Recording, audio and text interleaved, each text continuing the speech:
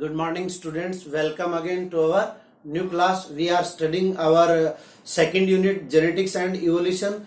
In this unit, the first chapter or our book's fifth chapter, principle of inheritance and variations, we are studying. In this chapter, we studied till now monohybrid cross and Mendel's character. Mendel do his experiment on Pisum sativum or pea plant. Among them, we studied that Mendel chooses 7 characters to study their experiment, and he do 3 experiment. But in this chapter or in our syllabus, only 2 crosses or 2 experiments are included. First, monohybrid cross or single gene inheritance, and second, dihybrid cross or double gene inheritance. Among them, some basics factors are included, so we have to know their meaning first of all. So here I write 25 some basic term of genetics that we are studying today. Among them, first of all, factor. What is factor? Mendel didn't know about gene. Mendel didn't know about gene because gene was discovered by William Bateson after Mendel's death, and at that time, means Mendel's time, genetics जो है वो इतना develop नहीं हुआ था. आज हम जानते हैं कि जो करेक्टर्स की इनहेरिटेंस है वो कौन करते हैं? जीन करते हैं. तो जीन के लिए ही मेंडल ने एक वर्ड काम में लिया था जिसको अपन क्या कहते हैं? फैक्टर कहते हैं. The heredity unit. ठीक है, हेरिडिटी यूनिट जो आज अपन जानते हैं क्या है? जीन है. तो मेंडल ने ये टर्म यूज की थी, उसको उन्होंने कहा था factor. Mendel use the term factor which are now called gene. Means factor क्या है? हेरिडिटी यूनिट है, और इसको हम आज जीन के नाम से जानते हैं. सेकेंड, हेरिडिटी जो अपन ने थोड़ा बहुत पढ़ा था. हेरिडिटी क्या है? Transmission of characters from parent to offspring. Transfer of characters from parent to offspring is called heredity.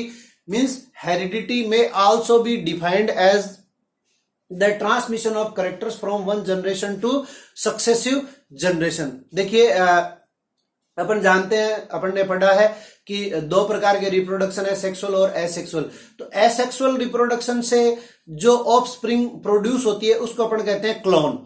Why? Because they are identically, morphologically same to their parents and same to their another offspring.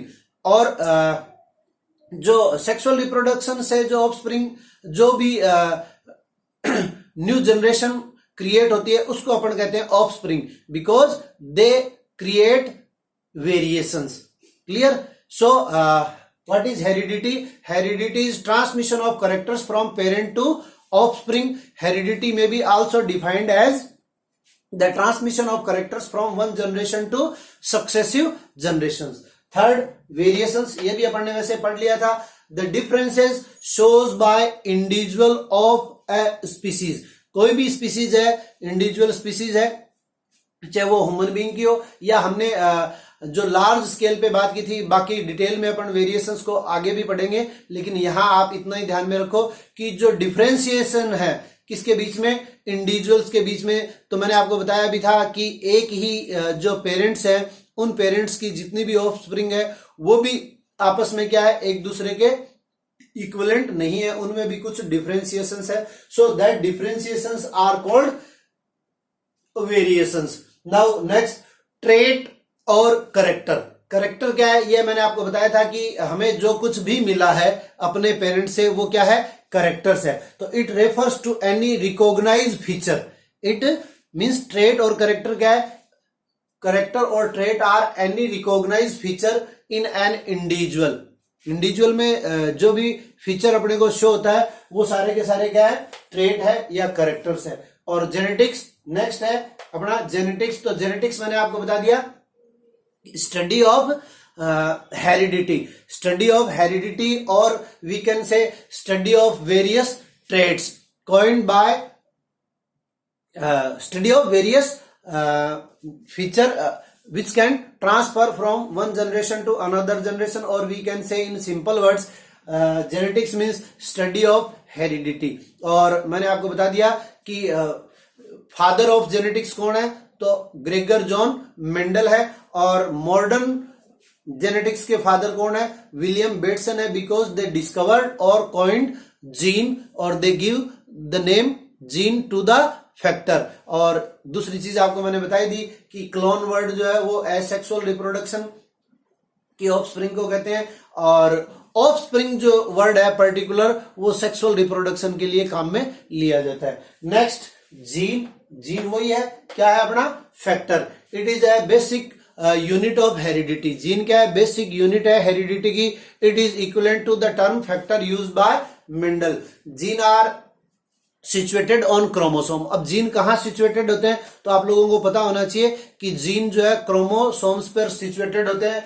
पिछले साल अपन ने पढ़ा था structure of chromosome, आपको याद हो तो cell वाले चैप्टर में। ये अपना क्रोमोसोम हो गया, और क्रोमोसोम में क्या है अपने को पता है कि there is 2 arm and this half part of chromosome is called chromatid and this is also chromatid, and genes are situated on chromosome, and the place where genes are situated that is called locus. A chromosome may have thousand of genes. एक chromosomes पर 1000 of genes present हो सकते हैं इस type से। और ये जो जीन्स प्रेजेंट होते हैं एक माला के समान स्ट्रक्चर जिसको अपन क्रोमोमियर भी कहते हैं, ठीक है। सो जीन हो गया, gene is the basic unit of heredity. It is equivalent to the term used by Mendel factor. Genes are situated on chromosome. एक chromosomes have thousands of gene. फिर नेक्स्ट है एलील और एलिलोमॉर्फ, जो मैंने आपको कल बताया था, दोबारा बता देता हूं। Chromosomal inheritance theory. Chromosomal inheritance theory के अकॉर्डिंग क्या होता है, जो अपन ने बात की थी मोनोहाइब्रिड क्रॉस में, कि जो जीन्स और क्रोमोसोम्स हैं वो डिप्लॉयड ऑर्गेनिज्म में क्या रहते हैं, पेयर्ड में रहते हैं। तो एलील क्या है, an particular form of gene. Allele क्या है, particular form of gene. Allele is short form of allelomorph. Allelomorph की शॉर्ट फॉर्म क्या है, एलील है, ठीक है। तो a particular form of gene allele is short form of allelomorph. Every cell of a diploid organism, every cell of a diploid organism are present to means TWO, pair, pair के रूप में present होता है। A gene is called allele of a trait. जो किसी भी trait को, character को कंट्रोल करने वाली स्ट्रक्चर है जो कि एक पेयर में रहती है, तो उस पेयर को अपन क्या कह रहे हैं, एलील, ठीक है। और इसका बड़ा फॉर्म क्या है, एलिलोफॉर्म। Next locus. लोकस मैंने आपको बता दिया द प्लेस। अभी जैसे मान लीजिए ये जीन यहां प्रेजेंट है, यहां इस क्रोमोसोम पे इस पार्ट पे जीन जो है वो प्रेजेंट नहीं है, तो जिस पार्ट पे ये प्रेजेंट है उसको हम क्या कह रहे हैं, लोकस। मींस लोकस क्या है, the point on a chromosome where an allele is located. कोई भी जीन जहां लोकेटेड है उसको क्या कहेंगे अपन, लोकस कहेंगे। फिर होमोजाइगस, तो एलील में अगर जैसे मान लीजिए अपन ने कल मोनोहाइब्रिड क्रॉस पढ़ा था, तो स्टार्टिंग में टॉल को कंट्रोल करने वाली ये जीन है कैपिटल टी, और ड्वार्फ को कंट्रोल करने वाली है दोनों स्मॉल जीन। तो एक पेयर में जब एक एलील प्रेजेंट होता है, ठीक है, दो आपको बता दिया कि क्रोमोसोम्स और जीन्स आर लिव टुगेदर। तो अगर ये दोनों, अभी जैसे F1 जनरेशन आई यहाँ पे, तो F1 जनरेशन अपने पास क्या आई, एक कैपिटल टी और एक स्मॉल टी, ठीक है। तो जब एक पेयर में या एक एलील में टू जीन प्रेजेंट होती है, वो दोनों सेम है, मीन्स दोनों कैपिटल है या दोनों स्मॉल है, तो उसको अपन क्या कहेंगे, homozygous. A condition when diploid genes has same allele like capital t और स्मॉल टी, तो that is called homozygous. And heterozygous क्या हो जाएगा, ये मीन्स एक कैपिटल है और एक स्मॉल है. Condition when a diploid organism has different allele like capital T and small T. Next अपना फिनोटाइप. थोड़ी डिस्कशन अपन ने कल भी की थी फिनोटाइप की. फिनोटाइप क्या है? A physical observation express of an organism. A physical observation means external जो कैरेक्टर्स हैं उनको अपन क्या कहते हैं? Phenotype. And genotype internal characters और the genetic expression of an organism. तो इसमें अपन ने देखा था मोनोहाइब्रिड क्रॉस में कि जो F1 जनरेशन का जीनोटाइप और फिनोटाइप तो क्या आता है? सेम आता है. ठीक है. और अगर अपन बात करें F2 जनरेशन की, तो F2 जनरेशन में फिनोटाइप क्या था अपना? 3:1 और जीनोटाइप क्या था? 1:2:1. तो this is the example of genotype and this is example of phenotype. Phenotype means external observation expression of an individual और a physical observation of an individual. और जीनोटाइप क्या हो गया? इंटरनल कैरेक्टर्स और द जेनेटिक कॉम्बिनेशन और a genetic expression of an organism. Example monohybrid cross में 1:2:1 is the ratio of genotype and 3:1 is the ratio of phenotype. Next character is dominant. The general introduction of dominant is that the character which are shown in F1 generation. जो अपन ने monohybrid cross पढ़ा था तो उसमें आप लोगों ने देखा कि F1 जनरेशन में क्या हुआ था कि जब हम टोल और ड्वार्फ के बीच में जब क्रॉस करवाते हैं तो F1 जनरेशन में हमें इन दोनों में से टोल या ड्वार्फ में से एक कैरेक्टर मिलता है. हालांकि ये एक पर्टिकुलर डेफिनेशन नहीं है क्योंकि आगे अपन पढ़ेंगे डेरिवेशन ऑफ मेंडल्स लॉ, तो उसमें अपने को ये कैरेक्टर भी प्रेजेंट नहीं होगा. तो हम कह सकते हैं an allele that express itself in same form. An allele that express itself in the same form whether present in homozygous और हेटेरोजाइगस. देखिए यहां होमोजाइगस कंडीशन में टोल था और यहां F1 जनरेशन में भी अगर सिंगल जीन भी प्रेजेंट है तो भी कैरेक्टर्स कौन सा हो रहा है F1 जनरेशन में अपने को? सारे के सारे टोल. तो ये हेटेरोजाइगस कंडीशन है, एक कैपिटल टी और एक स्मॉल टी. तो डोमिनेंट क्या हो गया? An allele that express itself in same form. यहां पे भी ये टोल को प्रेजेंट कर रहा था और यहां पे भी किसको प्रेजेंट कर रहा है? टोल को. तो सेम फॉर्म में ये अपने आप को प्रेजेंट कर रहा है. मींस होमोजाइगस कंडीशन हो या हेटेरोजाइगस कंडीशन हो, ये अपने आप को रिप्रेजेंट करेगा. That character is called dominant. उसका अपोजिट हो जाएगा recessive. An allele does not express itself when present alone.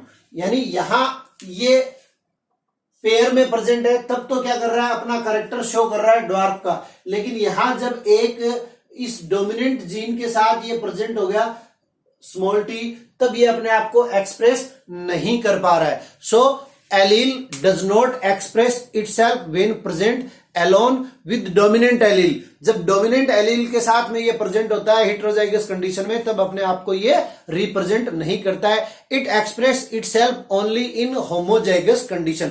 Means recessive character क्या हो गया? जब होमोजाइगस कंडीशन हो तब भी ये अपने आप को क्या करेगा? रिप्रेजेंट करेगा. अदरवाइज ये अपने आप को रिप्रेजेंट नहीं करता है. तो हम ये कह सकते हैं the characters which are not present in F1 generation are called recessive. फिर है F1, कल आपको बता दिया था. F1 first filial generation, F2 second filial generation, F3 third filial generation. और we can say crossing true breeding parental form. F1 generation क्या है? जब ट्रू ब्रीडिंग है. True breeding means homozygous condition का टोल, होमोजाइगस कंडीशन का dwarf, तो उससे जो F जनरेशन आती है उसको अपन क्या कहेंगे? F1 generation. तो क्या मतलब हुआ? Crossing true breeding parent. Crossing true breeding parent क्या है? F1 generation. और F2 क्या हो जाएगी? F1 is crossed by F1 means produced by self crossing of F1 offspring. Produced by self crossing of F1 offspring, that is called F2 generation. and F3 crossing between F2 generation. F2 का cross जब F2 के साथ करवाएंगे तब क्या obtained होगा, F3। फिर यहां हमने बात की produce self crossing of F1, और F1 में अपन ने बात की कि क्रॉसिंग ट्रू ब्रीडिंग पेरेंट। तो फिर नया वर्ड आ गया अपने पास प्योर लाइन। प्योर लाइन का मतलब homozygous condition.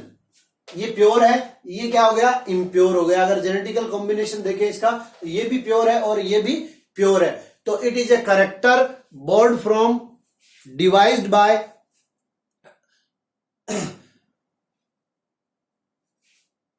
it is a character born from devised and same as true breeding और pure line breeding forms।